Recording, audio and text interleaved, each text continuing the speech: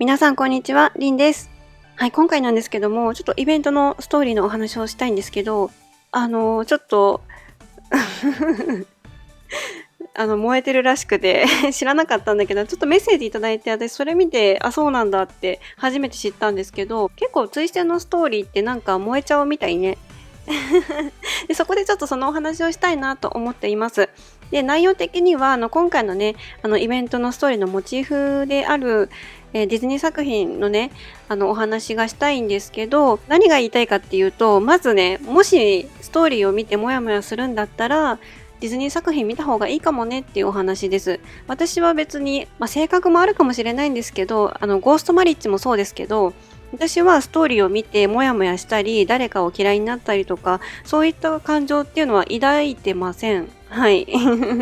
なんかみんなが愛らしいなって思うだけですね。お話をしたいと思います。まず今回なんですけども、以前と違って本当に最初前置きもありましたし、Wish Upon a Star よりみたいな明確な提示もあって、絶対ピノキオのモチーフを引っ張ってるとは思います。まず、そのメッセージの内容が、そのイデアがデュースを全否定してる感じがすごく嫌とか、そういったところで皆さん、もやもやっとしてるらしくて、まずその話をしたいんですけど、私は、イデアさん今回悪い狐さんの役回りで、ピノキオの役回りをデュースがやっているっていうことだと思ってるんですね。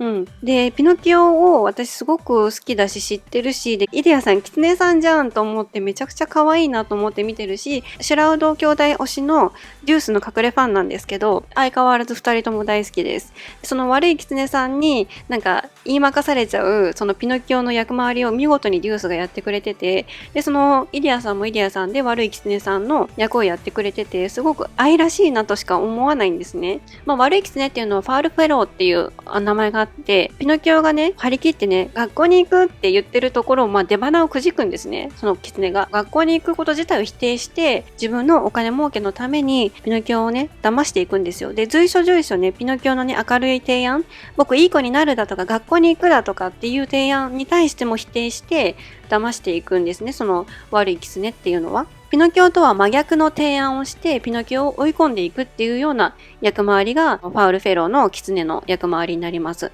で、イディアさん、オルトに対しては多分ゼペットの役回りをしてるんだなっていうふうには思うんですね。デュース君がピノキオの役回りをね、してると思うんですけど、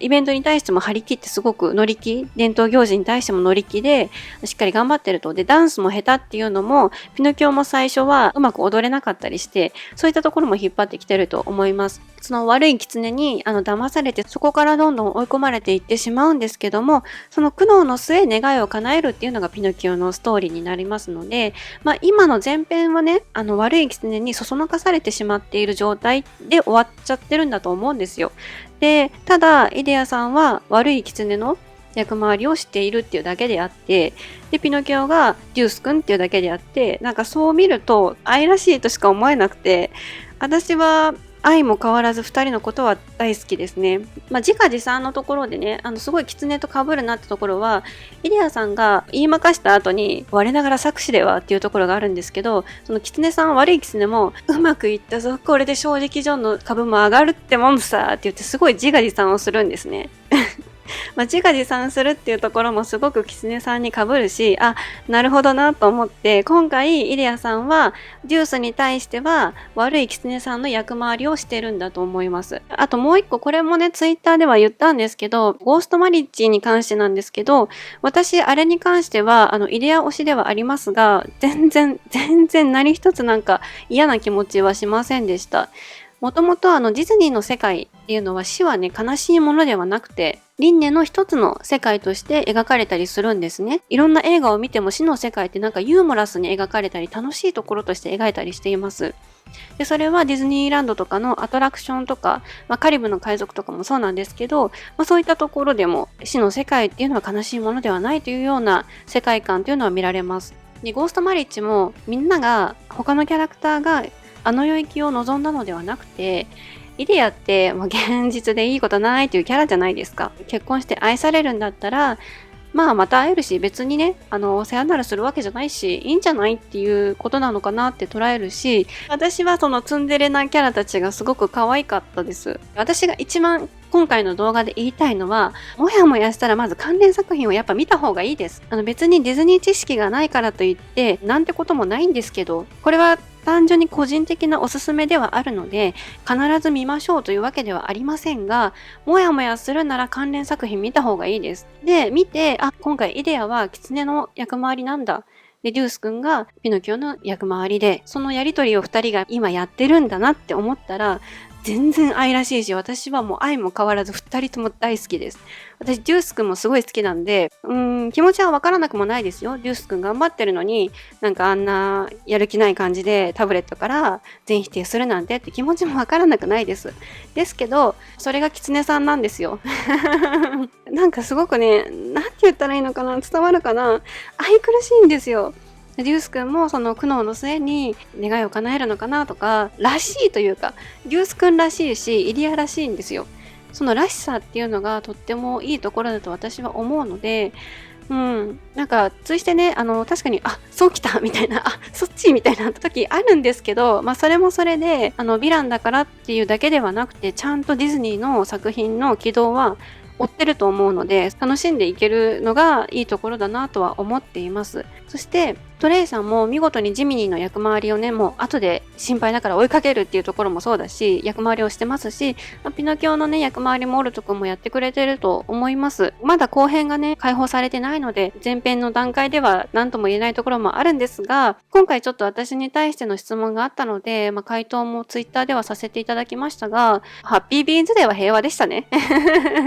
多分そっから、このゴーストマリッジ、